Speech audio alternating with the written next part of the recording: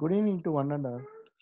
This is Dr. Vijay Kumar working as an assistant professor in the Department of Mechanical Engineering from St. Peter's Engineering College, Hyderabad.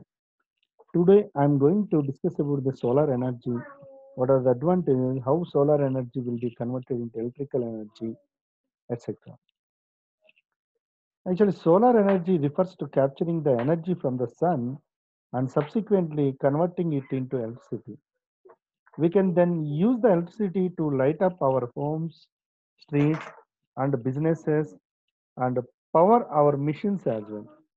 We can also use the term solar power with the same meaning. Uh, the China is the world's largest generator of solar energy.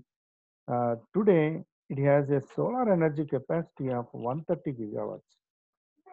While the solar radiation sensor measures solar energy from the sun, solar radiation is radiant energy emitted by the sun from a nuclear fusion reaction that creates electromagnetic energy.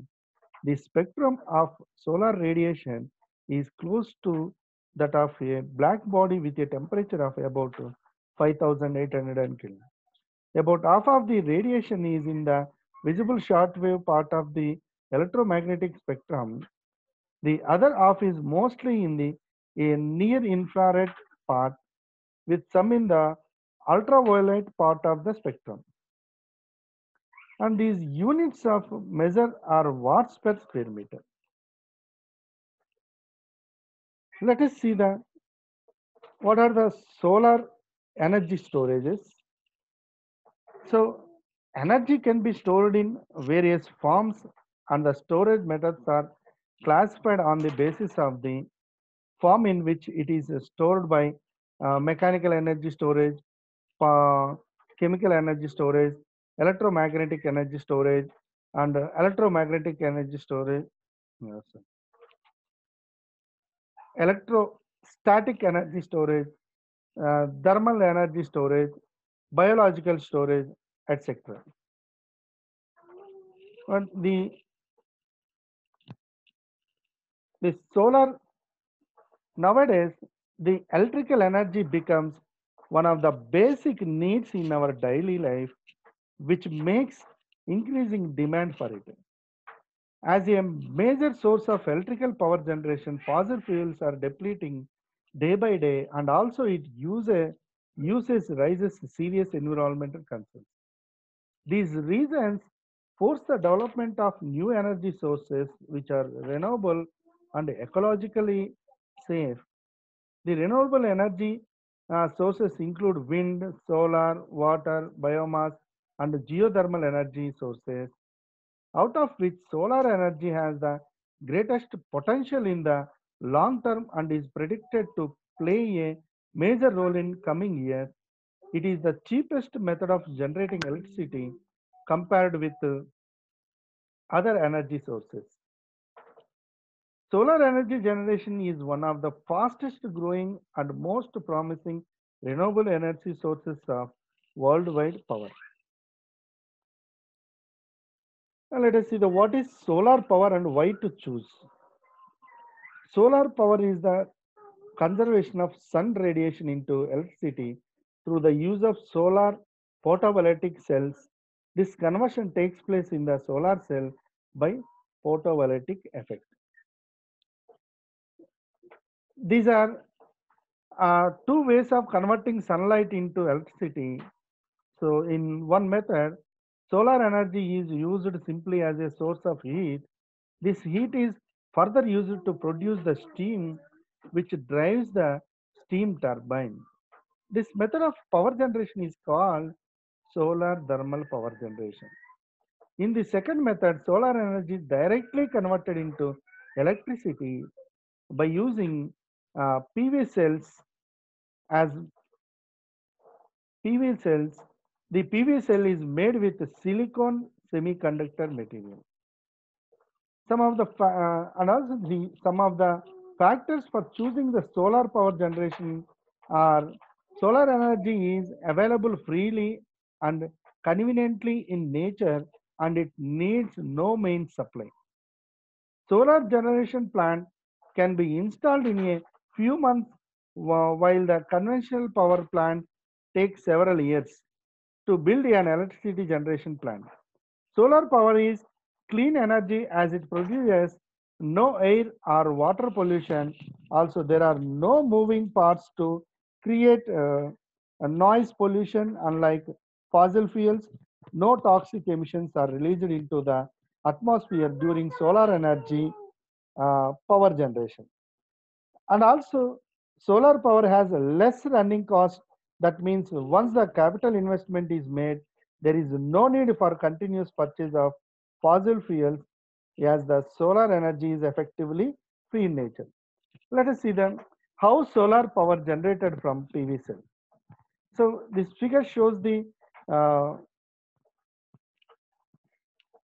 photovoltaic cell. A photovoltaic cell is a specialized semiconductor diode that converts visible light into direct current. Some PV cells can also convert infrared or ultraviolet radiation into DC electricity. Photovoltaic cells are an integral part of solar electric energy systems, which are becoming increasingly important as alternative sources of utility power. There are two basic types of semiconductor material called positive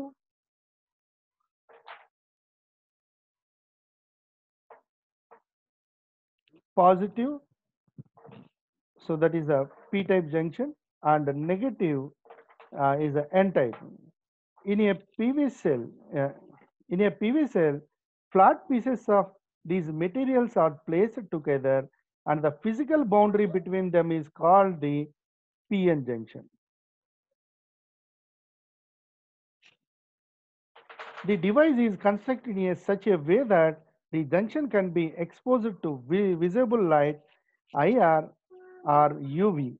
When such radiation strikes the PN junction, a voltage difference is produced between the P type and N type.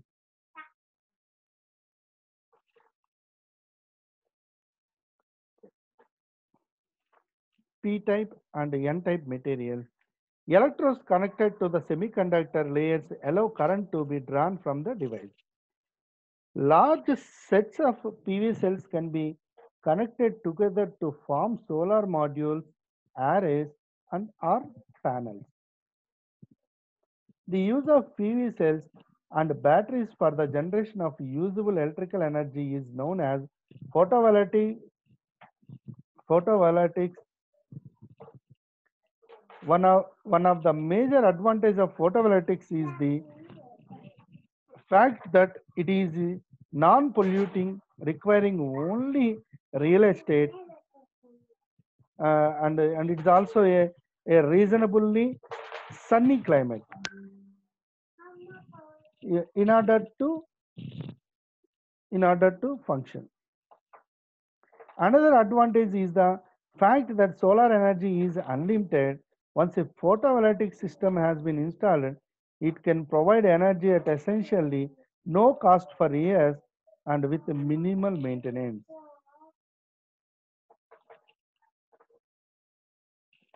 Let us see the photoelectric effect.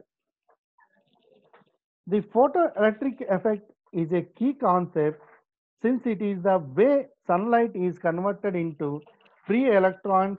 Such free electrons as light interacts with the solar cell. Think of light uh,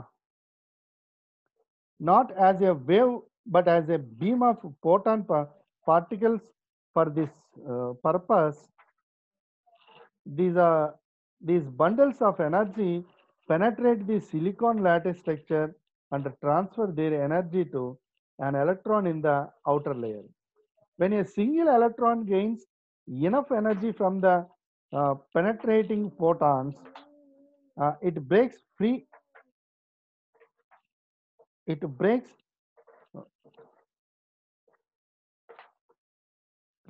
free and floats around the lattice structure, no longer bounded, much like a uh, teenager with a driver's license wandering around and looking for a place to fit in. An electron has negative charge. The silicon atom that loses the electron, which had a neutral change with the electron, now has a positive charge without it.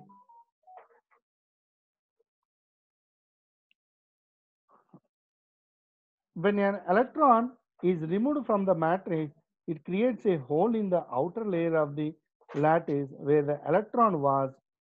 A nearby electron with a negative charge soon fills the hole that has a positive charge. As photons penetrate the silicon and knock electrons loose, transferring their energy, negative electrons are forced to move into nearby holes, and positive holes appear where electrons were. For this phenomena to be functional, a one-way flow of electrons need to be created to generate electric current. And now coming to doping, it is introducing impurities into the silicon lattice work creates the one-way flow. Two differently doped silicon wafers are layered together to create this flow. And now coming to boron, that is p-type. Boron has three outer electrons, unlike silicon, which has four. So, wherever boron is introduced into the lattice, a hole is created due to the absence of an electron. This hole creates a net positive charge and is filled by a neighboring electron vibrating into fill the hole there and leaving a new hole. These positively charged holes move about. Boron doped silicon is also called p-type because the freely moving charge is positive. And now coming to uh, phosphorus, so that is a n-type. The phosphorus atoms have 5 outer electrons, one more than silicon. Wherever a phosphorus atom is introduced into the lattice, it has a complete set of 4 electrons to share with its 4 silicon neighbors, and a fifth electron with no bond to fill. This fifth outer electron breaks free and wanders throughout the lattice. So the introduction of phosphorus provides an electron that moves within the crystal lattice. This type of doped silicon is called N-type because the freely moving charge is negative. Now coming to PN junction, the magical flow direction needed to provide current of positive charge in one direction and negative charge in the opposite is created where these two differently doped silicon wafers are mashed together as a diode. The surface uh, where the where n-type silicon meets p-type silicon is called the p-n junction. It means two oppositely charged materials put together to create an electric field between them is called a diode. At the p-n junction, the extra phosphorus electron breaks free and wanders until it falls into a hole near a boron atom. Since the phosphorus site was electrically neutral before it lost its negative electron, the net charge around it now becomes positive. Similarly, the boron site, which was electrically neutral,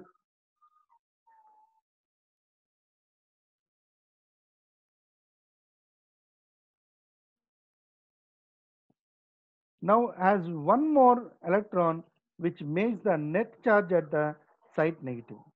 This process continues all along the region between N-type and P-type silicon. with extra phosphorus electrons crossing over to fill boron holes. And also, this creates two regions of separated charge, one side positive and the other negative, resulting in a permanent electric field between the silicon vapors at the PN junction of the diode. Now coming to creating an electric current. Now creating an electric current point of view, the internal field of the diode creates a flow of electric charges only when sunlight photon strike the silicon. As the photon hit electrons in silicon bonds, they create whole electron pairs that are free to separate and wander. Electrons wandering near the PN junction are pushed in one direction by the internal electric field, while the holes wander in the opposite direction. This process results in a steady flow of electric charges and electric current. The flow is directly proportional to the intensity of light. The more photons in and the more electrons out. And now coming to cells in series, individual solar cells produce only a small amount of voltage, so they are connected together in series, positive to negative. To produce a useful voltage, when photons of sunlight strike solar cells in a string, the internal field pushes the electrons out of the cells in a continuous flow through the string. Electrons leave each solar cell with a net potential gain of half voltage. The displayed electronics are collected in a grid printed on the cells and flow on to the next cells in the string, where they are into fall into the holes. Thank you, Ananda.